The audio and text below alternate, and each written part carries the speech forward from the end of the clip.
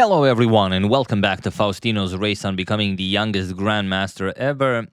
He just won his first Grandmaster norm and he just needed 6 out of 9 in this tournament. So he already achieved that, but of course he would like to finish the tournament on a high note. This is from the penultimate round. He's facing Pedro, Ramon, Martinez, Reyes, who is coming off of 2 victories, and now he wants to take down Faustino. Pedro has the white pieces, so let's check it out. It's a pretty crazy game. Pedro Ramon with white opens with pawn to d4. We have knight to f6, sorry about that, and pawn to c4. We have pawn to e6, knight to c3, inviting to a Nimzo-Indian, and that is exactly what Faustino goes for. We have bishop to b4, the Nimzo-Indian defense, pawn to e3, castles, and the bishop to d2. Most common here is the bishop attack with bishop to d3. Bishop to d2 is maybe the third most popular option, but still very, very popular. We have d5, knight to f3, and knight b to d7, preparing c5. Queen b3 and pawn to c5. We have c captures on d5, e captures, and now d captures on c5, followed by pawn to a5, defending the bishop for the moment with the pawn, bishop to e2, and knight captures on c5, attacking the queen. The queen goes back to d1, and knight f to e4. So again, nothing new. This has all been played before. We have castles kingside, bishop captures, knight captures, b captures, and pawn to b6, preparing to bring the bishop to a6, or maybe b7, or maybe even f5. After rook to b1, there is a game where bishop to b7 was played, but here we have bishop to f5 by Faustino, and it is now, as of move 15, that we have a completely new game. He's attacking the rook on b1, and of course, well, you just have to move it. Rook to b2, we have rook to c8, and queen to d4. We have queen to c7, and queen captures on d5. We have knight to a4, attacking the rook on b2, rook to d2, and now pawn to g6. We have knight to d4, attacking the bishop, and now you grab the pawn back. Knight captures on c3, we have queen b3, and knight captures on e2. With check, rook captures and the bishop back to d7, nicely controlling the that knight on d4. Sorry about that. And okay, it's a pretty interesting position. Faustino does have a bishop, and he does have 2-1 advantage on the queen side. So, you know, if those pawns start marching forward, the pass pawn could become very strong. But, you know, other than that, it's a pretty equalish position. The knight on d4 is, you know, a magnificent steed. It's also on a dark square, so you can't really oppose it with a light square bishop. So definitely a trade-off. We have pawn to h3, queen to d6, and rook to b2. Now putting pressure on that b6 pawn, rook to b8 defending, and rook to d1. We have queen to f6, queen to c4. We have rook f to c8, attacking the queen, and queen to a6 now.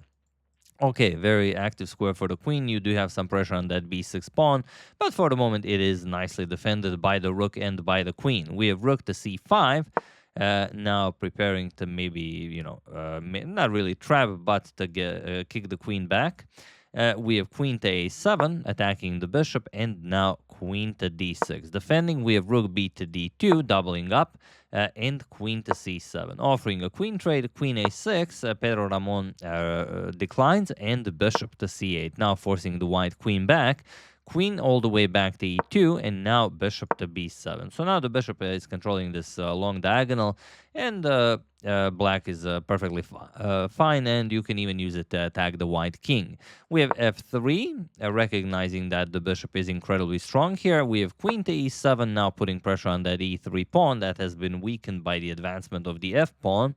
And pawn to e4. We have pawn to a4, queen to f2, and rook b to c8. Doubling up on the c file, knight to c2, and queen to e5. We have knight to e3, rook to c1, offering a rook trade, and knight to g4. Attacking Faustino's queen on e5, queen f4, and now queen to d4. Tripling up on the d file, also with some nasty threats. Knight f6 check. Also, if the queen loses control of h6, then knight h6 check could be deadly. But here Faustino decides to sacrifice a pawn. He plays pawn to h5. And okay, what is the idea here? Knight to f6 check. We have king to f8, knight to d7 check, winning the b6 pawn. king to g8, and knight captures on b6. We have rook captures on d1, rook captures, and now rook to c2. So Faustino sacrificed the pawn, but he does have some great activity here with the queen and the rook, and the bishop also could become strong, depending on whether you can capture on e4 at some point, or maybe just shift it over to this diagonal, or maybe even to c8 and then put pressure on that h3 pawn. So all depends on what white plays. We have queen captures on a4, giving yet another pawn, and now Faustino just plays rook to c1. And the key point here is that the rooks cannot be traded. If you trade rooks, so let's say captures, it doesn't matter. If you go here, then just a check picks up the knight, and if you go to h2, then again queen c7 check picks up the knight, so you would be down a piece. Yes, you would have 2 extra pawns, but still you would be down a piece. So after rook to c1, king to f2, and now queen h4 check, we have king to e2 and rook to c5, followed by king to f1. Here you should just play knight c4 and get the knight to e3, and then white is much better. There's really nothing you have to worry about here. For example, queen e7, knight e3, and this knight is spectacularly placed here, controlling d5, controlling f5, also stopping any rook c2 in the future. So here it's just up 2 pawns. There's no other way to put it. But as you can see by the situation on the clock, 30 seconds for Faustino and Pedro Ramon on 2 minutes. Yes, mistakes will be made. We have king to f1, queen to g5, and now queen to e8 check. Again, knight d5 followed by knight e3 is the way to go. Queen e8 check, we have king g7, and now knight d7, putting pressure on the rook, and also maybe some queen f8 threats, but just rook to c8, guarding against both. We have queen to e5 check, offering a queen trade, and here we do have a trade. Captures, and king to f6. And this is where, again, I think situation on the clock played its role, because, yes, you're up 2 pawns, and you should just move the knight d3, and that's it. Probably what he didn't like is bishop to e6, and now it looks like you might be in some trouble here. For example, if king to e2, then you can just go rook to c2 with check, and it's not easy. For example, rook c3, and you're never unpinning here. If you want to defend the knight, you can go king e3 unpin from the bishop, but then you get pinned by the rook. So it wouldn't be all that impressive, and the black king has a very easy way of entering that position. You can play it, it's just not very good. The way to play this would be after king f6 to go knight d3, and now after bishop to a6, just go king g1. Looks odd, then you have to move away from the action, but now white is just much better. For example, rook to c2. Now you can just play knight b4. You attack the rook, attack the bishop, and also defend the a2 pawn. So but yeah, like I said, situation on the clock played its role, and Pedro Ramon played knight captures on f7, which again isn't all that terrible. You have 3 pawns for a piece now.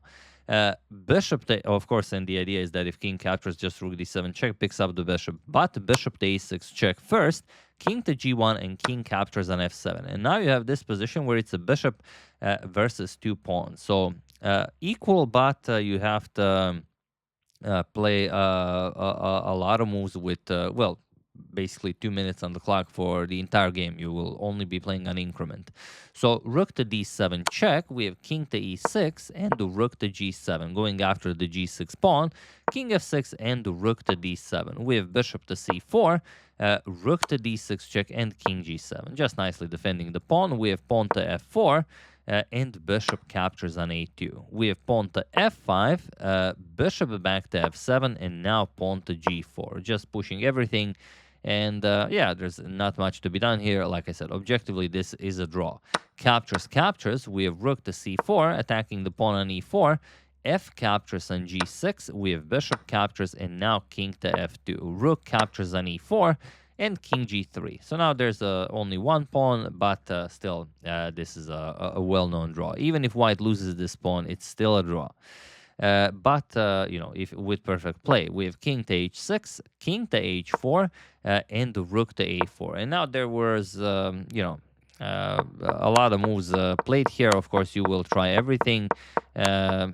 And white will just, of course, try to make it to the 50-move rule to ensure a draw, and the black will try to somehow trap white in some sort of a checkmating sequence, which almost never happens. But here on move 84, look at this, king to e3, and now you can play pretty much any move. You can go king to g3, that's fine. You can go rook to e7, that's also perfectly fine. You can go up the board, king h5, that's perfectly fine. Only the move that Pedro Ramon played lost him the game. He played rook to e3 with check, and now look at this. King to f4, controlling not only these three squares, but also with the bishop controlling g2 and g6. Now, how do you stop rook h8 checkmate? Well, okay, there's rook a5. Now, if rook h8, you can block with rook to h5. Luckily, there's a pawn there. But now rook captures on g4 check, king h5, and rook to g1. We have king to h6, and now rook to g6 with check, where, of course, if you go up the board, then just a nice check from the bishop picks up the rook on a5. So after rook g6 check, we have king to h5, and now rook to b6. And there is no way out of checkmate. Rook to a4 was played, not allowing the bishop to move. But here, Faustino just played rook to b1, and he was in this position on move 90 that Pedro Ramon Martinez Reyes resigned the game, as there is nothing more to be done here. Whatever you play, of course, if you go to some weird square like h4, then just rook h1 is checkmate. And if you go up the board, so maybe you want to escape checkmate, then just rook to b7, and there is no defense against rook to h7 checkmate. Compliments of the bishop and the king, just controlling all of these squares. A beautiful, beautiful checkmating sequence. And of course, there's no way out. You would have to capture here and then, okay, but it's still lost. I mean, rook and king versus king, easily winning. So after rook b1, Pedro Ramon resigned, and another excellent victory for Faustino Oro, who is proving again that he is definitely grandmaster material, just outplaying people in equal positions. That's the mark of a stronger player. And look at this. So this is 8 rounds played. He has 7 out of 8. He won 30 rating points. He has a 2804 rating performance. And he's still 11 years old. He will be 12 next month, and then, like I said, he has until somewhere mid-February next year to get the other 2 Norths and become the youngest grandmaster ever, and take down the record currently held by Abhimanyu Mishra. That's the game. Hope you guys enjoyed it. Very nicely played by Faustino. So it's not enough just win the Grandmaster norm. He also wants to win the tournament, and he has done just that. Even a round before the tournament ends, he's already the winner, as he already beat Alain Pichot, who had the best chances of winning the tournament. And it doesn't matter how he plays in the final round, he already won the tournament, which is, absolutely incredible. And he faces a grandmaster in the final round, so he has the white pieces. I'm pretty sure he will do everything he can to win. If he gets an 8 out of 9, that will be absolutely phenomenal. But yeah, that's the game. Hope you guys enjoyed it. Big congratulations to Faustino on winning the tournament, on getting the norm. Very much looking forward to what happens next. And are we on the verge of having a new youngest grandmaster ever? We'll see what happens. Hope you enjoyed it. I would like to thank William Rideout, Anthony Manucci, Robert Arathun, Rokaho, and John Anderson for your contribution to my channel. Thank you a lot. I really appreciate it. As usual, you can check 2 of my previous videos here. Thank you for watching, and I will see you soon, continuing to check up on your wonderful suggestions and whatever else happens in the chess world. Thank you all. I will see you soon, and have an excellent rest of your day.